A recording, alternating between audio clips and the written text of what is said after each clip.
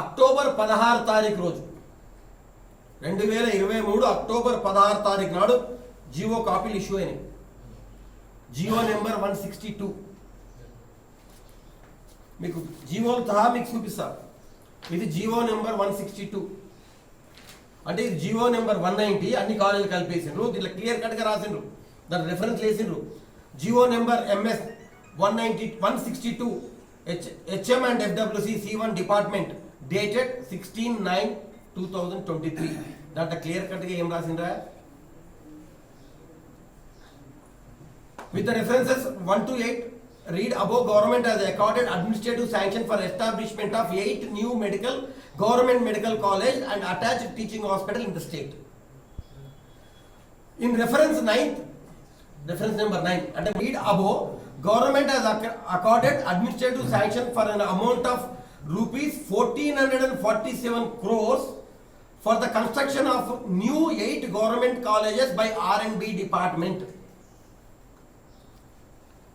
It has now been decided to enter the medical college construction work to Telangana Education and Welfare Infrastructure Development Corporation and works related to upgradation of attached teaching hospitals and procurement of equipment and furniture to Telangana Medical Services and Infrastructure Development Corporation.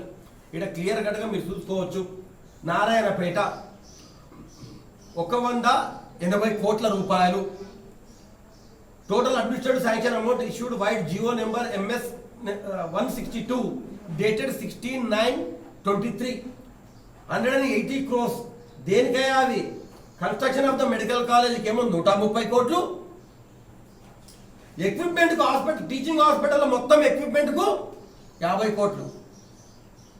మొన్న ఒక press మీట్లో చెప్తున్నారు, మీకు press మిత్రులు ఒకసారి పోయి చూసుకోండి. మళ్ళా మేము వచ్చినాక సిటీ స్కాన్ వచ్చింది, ఆ ఎక్విప్మెంట్ వచ్చింది. ఎక్కడికైనా వచ్చింది, మీరు ఏం చేసిండ్రు? ఏం చేసింది అని వచ్చింది.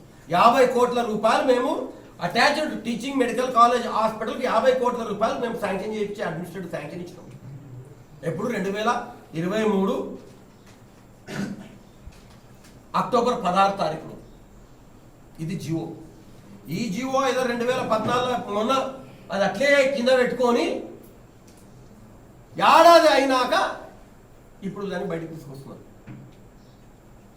సిగ్గుండాల 2 సంవత్సరాలు దాదాపు అవుతుంది. అక్కడ 2వ సంవత్సరం కూడా స్టూడెంట్స్ అవుతున్నారు.